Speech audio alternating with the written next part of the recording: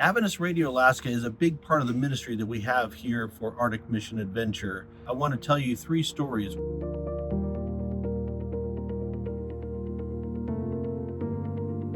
One happened down in Craig, Alaska, on the island of Prince of Wales, where a lady, our brand new station, we haven't even had it that long, was listening to the radio station, and just recently they told me that she was invited to come to church on the radio, and she showed up to church.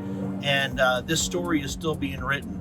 Another story, a native store that when they heard that there's a new station in the village, they turned it on and they keep it going the entire time that the store is open. They have the messages of Jesus, of hope, and the resurrection being broadcast while people come in and shop and get their daily goods.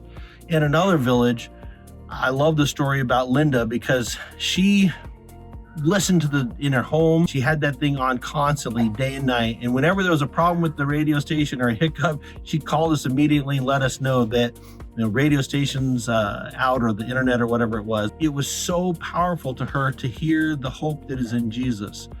And this is why the vision from so many years ago that someone had to be able to bring broadcast ministry to Alaska is important, because in a lot of these villages where they are so remote and so far out there, they have no radio stations. You think about the choices that you might have in your city or your community, and you have, maybe a dozen or maybe 50 different radio stations on just your regular radio.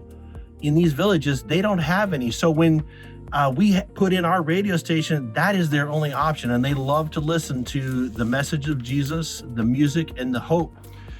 So back when the radio stations were started in the early 2000s, the vision was to put a radio broadcasting the hope in Jesus and the three angels messages in every town.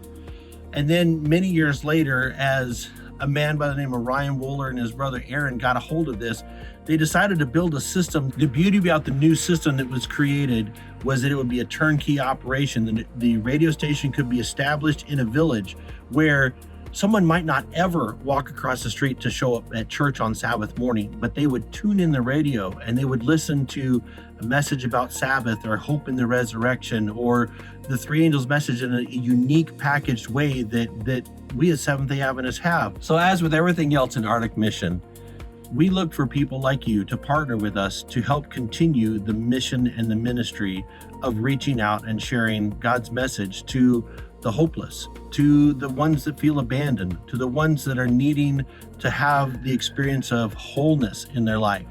So I want to challenge you to prayerfully consider how you can partner with us and be part of praying for, reaching out, or even supporting by giving to this ministry that keeps the messages on the air in these remote villages where we might not have a mission worker, but the gospel can still go forward, broadcasting into the homes and into the lives of our people.